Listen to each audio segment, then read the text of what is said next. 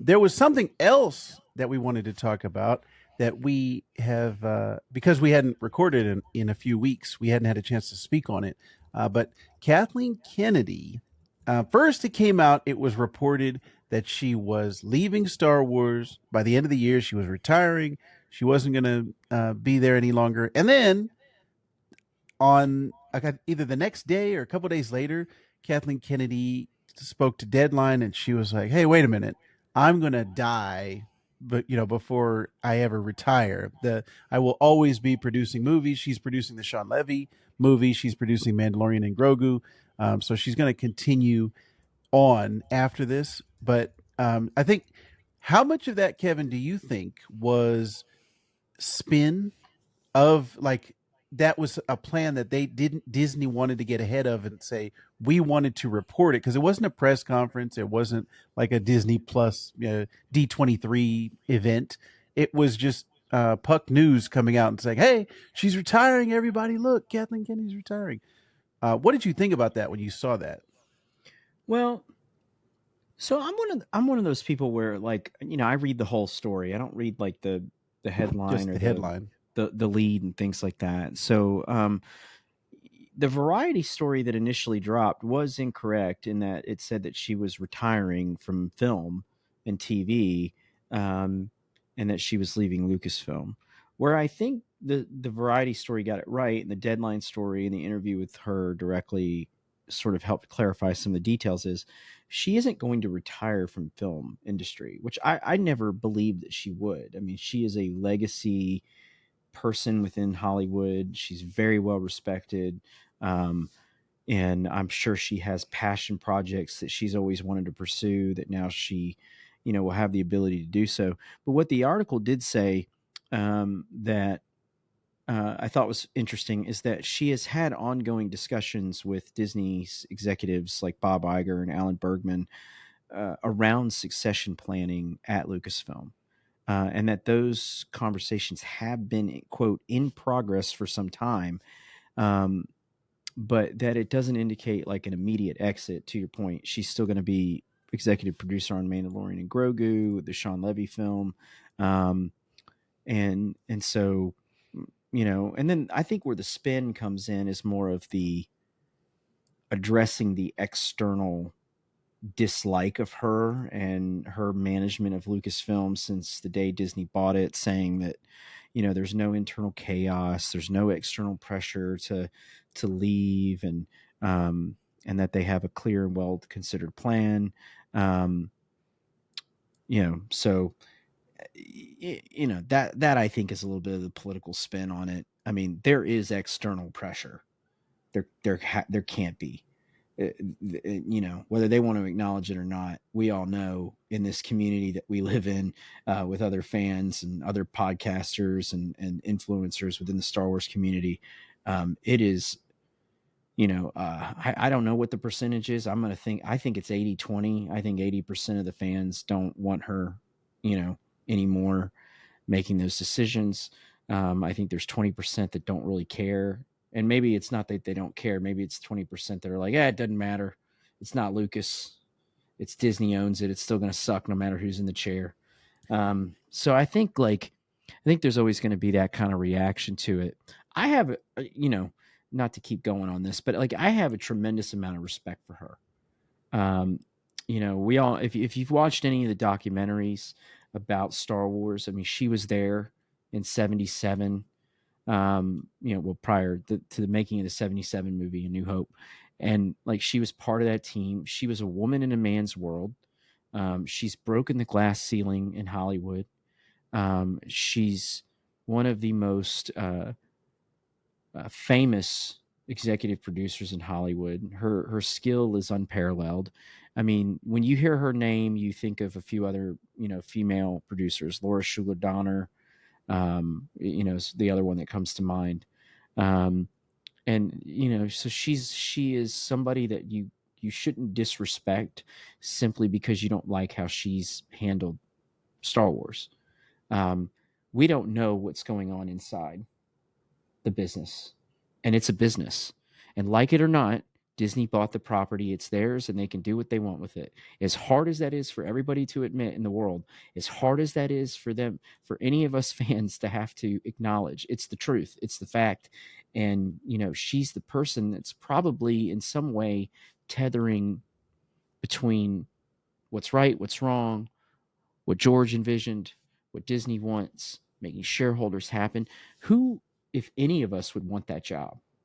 You know what I mean? Like it's almost like a Kobayashi Maru, to use a Star Trek reference in a Star Wars Yeah. conversation. Like it's a Yeah. no-win scenario.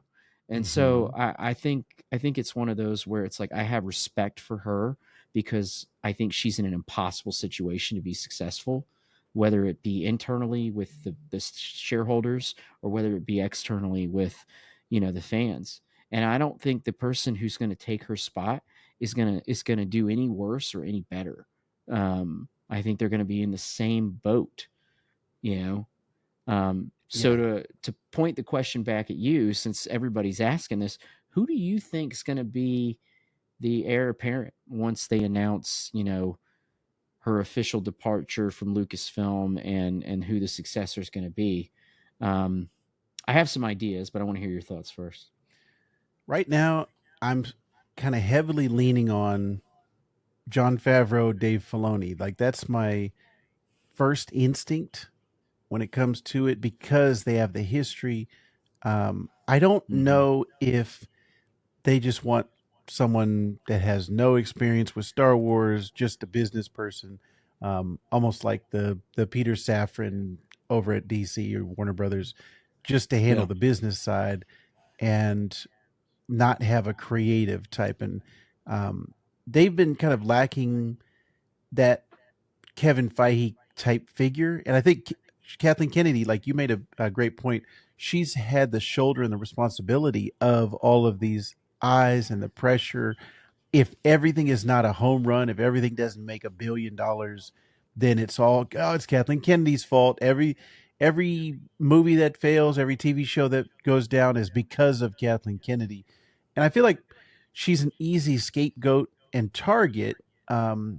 But I feel like we should be we should be spreading out our blame of if you didn't like a show, here's the either the showrunner or here's the director of the episode or here's the performances that were coming out. You look at something like Andor, which we're going to be talking about the finale here today, and that came out under Kathleen Kennedy, but I don't see the same type of people championing her and saying, "Oh yeah, this was a great thing she did here, but not a great thing she did over here." It's like I'm only seeing the negative. Like it's That's right. only Kathleen You Kennedy got is bad and Disney's bad. you got to give her credit for the wins. You got to give her credit for the losses, right? Yeah. So, and here's one that's one of the biggest that I think gets totally undersold with her. Solo, a Star Wars story. Hmm. If you go back and read the production nightmare that was that movie, right? That I mean, I've read stories where there was no script, they were ad libbing the whole time. There was no vision. The directors were goofing off. They were over budget. It was just a crazy absolute mess. Nobody knew what was happening.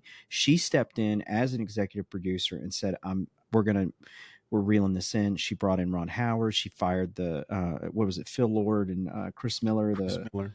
yeah, she fired them, reeled that production in, and was able to release a viable commercial product um, that could have easily been, Coyote in the Acme movie, where it just never saw the light of day, or the Batgirl movie that never saw the light of day, and you know, so she deserves a lot of credit for that, trying to save that movie. And I think, and I'm one of those people where I actually liked the movie. The finished product wasn't horrible. It wasn't great. Did I think it was the best thing that Star Wars has ever put out? No. No, but it wasn't horrible. Um and so, you know, and yeah, we got Rogue One. We got Andor season 1. We got Mandalorian seasons 1 and 2. There we got Favreau and Filoni. We had Rebels. We had all of these things that are, I think, wins. And yeah, we've had a couple of blemishes. Acolyte was trash. Um, Skeleton Crew. We've talked about. It's a good show. It's not a big win, but not a loss either. It's just kind of there. So I mean, like, you're right. we got to give her credit for the wins. We got to give her credit for the losses. Um, I think the sequel trilogy, that's always going to be an interesting conversation. And I am curious what our conversation about it's going to look like 15 years from now when our kids are in high school, um, and going off to college. And because we've talked about this, and I'll end this point. When the prequel trilogy came out for that period of time, 99 to 2000, and what was it, 5. 2005? Yeah. Mm-hmm. I remember having these conversations with friends going, what did I just see? What is Lucas doing? Did he lose his mind? What is all this? And there was things I really loved about it. And for a long time, people marred Star Wars. Oh God, we'll never see the light of day. And now you have a whole generation that thinks the prequels are better than the original trilogy. Right. Yeah. So there's going to be a generation that's going to say, oh, well, the sequel trilogy is the best. That's my Yeah. Star Wars. So it's like, do we really want to blame her? You know, Again, my understanding is Colin Trevorrow's third version, the third movie that he was supposed to direct wasn't any good.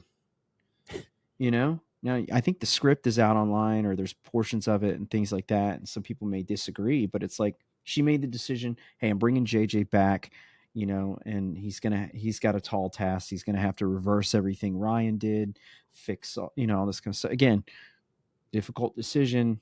Was it the right one? I don't know. The movie still made a crap load of money. So, I mean, Yeah. you can't.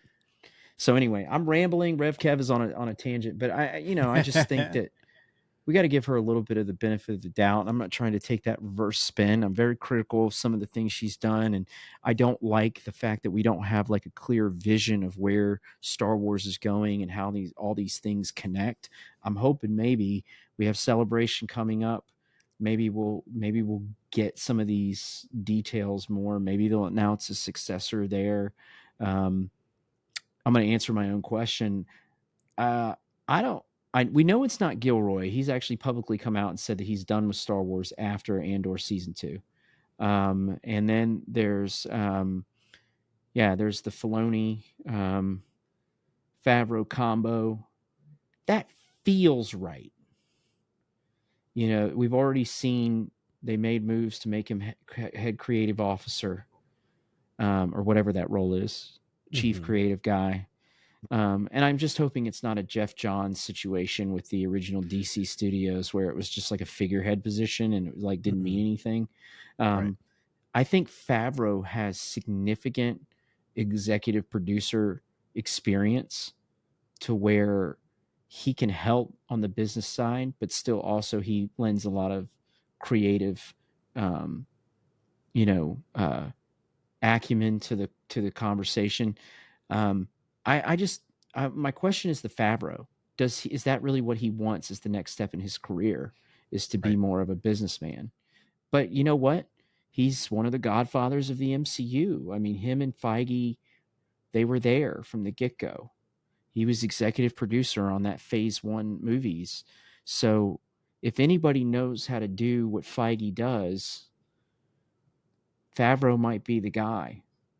So Yeah. I'm hedging my bets there. I think it's a Favreau Filoni combo, um, and maybe there's a third person in there.